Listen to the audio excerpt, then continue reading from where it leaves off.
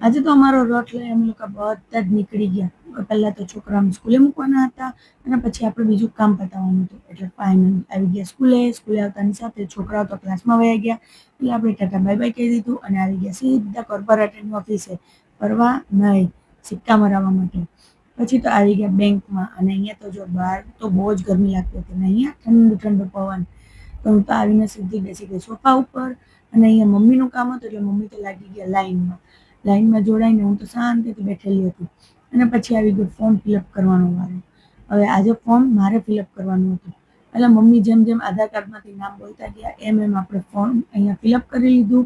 ને જો અહીંયા ફર્સ્ટ ટાઈમ હું અહીંયા મમ્મી સાથે ફોર્મ ફિલઅપ કરવા આવેલી. પછી તો ફાઇનલી બધું આખું ફોર્મ મેં જાતે જ ફિલઅપ કરી. ફોર્મ ફિલઅપ થઈ ગયું, આખું ફોર્મ ભરાઈ ગયું અને પછી આવી ગયા અહીંયા ઝેરોક્સ કરાવવા માટે. જોયું અને અહીંયા તો હું ગઈ ત્યાં તો ઝેરોક્સ મશીન પણ ખરાબ થઈ ગયું. પછી પણ અહીંયા મમ્મી લાઈનમાં જ ઊભેલા હતા. હજુ મમ્મીનો વારો પણ નહોતો આવ્યો. હું તો કંટાળીને બેસી ગઈ ખરેખર.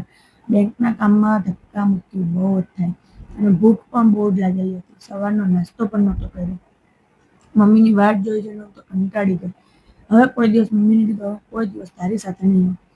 ફાઇનલ મમ્મીનું કામ થઈ ગયું અને કંટાળો તો બહુ જ આવ્યો. ચાલો કંઈ નહીં, જેમ તેમ કરીને કામ તો પતી ગયું. પછી મેં મારો રથ કાઢી લીધો પાર્કિંગમાંથી અને નીકળી ગયા સીધા ઘરે જવા માટે. ફાઇનલી ઘરે પહોંચી ગયા. ઘરે આવતાની સાથે ભૂખ એટલી બધી લાગેલી હતી કે વાત જવા દો. પછી તો હું સીધી બેસી ગઈ જમવા માટે. ને અહીંયા તો જમવામાં પણ બહુ બધું હતું. રસ્તામાંથી આપણે ખમણ પણ લીધેલા હતા. પછી ખાઈ પીને પછી પાછા નીકળી ગયા આપણે બહાર ફરવા જવા માટે, સોરી કામ માટે. ને આજે તો તડકો પણ એટલો બધો લાગતો હતો, ગરમી પણ એટલી લાગતી હતી. ફાઇનલી આપણે પહોંચી ગયા હતા હેર કેર સલૂનમાં. કારણ કે મારા બધા હેર આજે કટિંગ કરાવવાના હતા. કારણ કે નીચેથી બધા હેર જેટલા હતા બધા ડેમેજ થઈ ગયા હતા. એને કેટલા ટાઈમથી વિચારતી હતી કે હેર કટ કરી રહું પણ મન નહોતું થતું, મન માનતું નહોતું. ફાઇનલી આજે મન માની ગયું એટલે બધા હેર આજે કટિંગ કરાવવાના જ હતા. પછી તો આ ભાઈએ એમના અસ્ત્ર શસ્ત્ર લઈ લીધા અને ચાલુ કરી દીધું હેર કટિંગ કરવા. આપણે ચમકતા હોય ને આ લોકો બાકી રહી જાય ખરું. પછી તો એ પણ બાજુની ચેર ખાલી હતી એટલે એ પણ બેસી ગયા હતા ફેશિયલ કરાવવા માટે. જો આજે તો લાઇટની જરૂર નહીં પડે, એમના મયંકના ફેસથી જ અહીંયા ચમક આવી જાય એટલે લાઇટ બિલ ઓછું આવશે. ત્યાં તો પછી અહીંયા ભાઈએ પણ આપણું સરસ મજાનું હેર કટ થઈ ગયું. હેર કટિંગ કરી અને પછી એમના વારો આવી ગયો હતો બ્લુ ડ્રાયરનો. એટલે એ ભાઈએ પણ અહીંયા બ્લુ ડ્રાયર ચાલુ કરી દીધું હતું અને આની ગરમ ગરમ હવા બહુ જ મસ્ત હતી, બહુ મજા આવતી હતી. પછી તો વારા પરથી બધું અહીંયા સરસ મજાનું હેર પણ કટ કરેલું હતું અને બ્લુ ડ્રાયરનો પણ મસ્ત પાર્ટેશન કરી અને બ્લુ ડ્રાયર કરતા હતા. અને પછી અહીંયા અલગ રીતે સ્ટાઇલ્સ પણ કરતા હતા હેરને. પછી ફાઇનલી થોડીક વાર થઈ ત્યાં તો આપણું હેર કટિંગ થઈ ગયું હતું.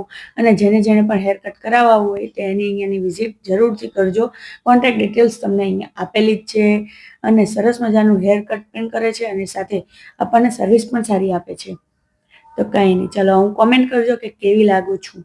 ઓકે, ફર્સ્ટ ટાઈમ મેં પણ હેર કટ કરાવ્યા છે. કોઈ દિવસ એક્સપેરિમેન્ટ કર્યો નથી કે એક્સપિરિયન્સ પણ નથી લીધો હેર કટ કરાવવાનો. બટ કંઈ નહીં, ચલો આજે તો ફાઇનલ હેર ડેમેજ ગયા.